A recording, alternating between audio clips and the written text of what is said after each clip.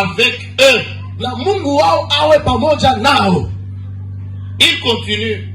Akaendelea. Et qu'ils partent à Jérusalem, en Juda. Qu'ils partent en Jérusalem, en Juda. Kwende kwenye Yerusalema na kuyudea. Pour Jérusalem de Juda. Kwende ku Yerusalema na Yudea. De Juda. Na kuyudea. C'est comme Lubumbashi, Kikatanga. Ndani ya Katanga. Donc Jérusalem qui est en Juda. Yerusalema iko ndani ya Yudea. Qui est une ville dans Juda. Na mji katika Yudea. Amen. Amen. Et il continue. Akaendelea.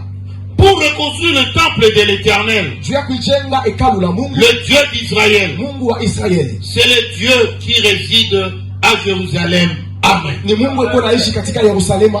Amen. Amen. Quand nous lisons ce texte, nous dirons trois choses. Trois choses. La première chose, c'est qu'il pose la question.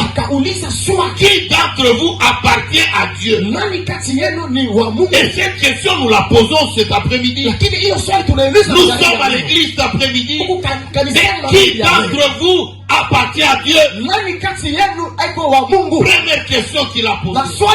La deuxième chose, que son Dieu soit avec lui. C'est lui qui appartient à Dieu. Que son Dieu soit avec lui. Et la troisième chose, c'est lui qui appartient à Dieu. Que son Dieu soit avec lui. Et qu'il monte pour aller construire. Gloire au Seigneur.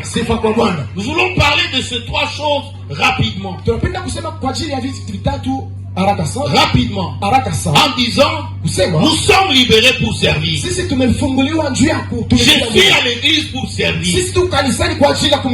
Gloire au Seigneur. Première chose, qui d'entre vous appartient à Dieu? Cyrus, quand il parle, il savait qu'il parlait à des Juifs. Tous ceux qui étaient en face de lui étaient des Juifs. Il pouvait leur poser la question. Il pouvait simplement dire, allez, tous les Juifs, allez,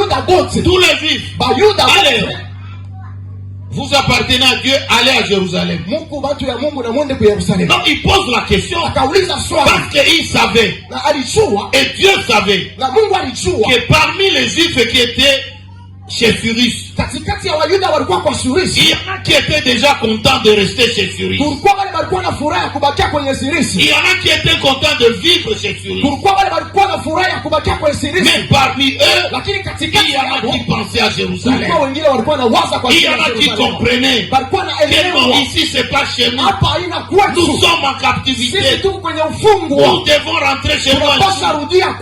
Voilà pourquoi il pose la question. Il ne prend pas tout le monde. Pose la question. Qui d'entre vous est de Dieu? Et je pose la même question ce matin. C'est lui qui appartient à Dieu ici. Qui lève sa main. Qui lève sa main.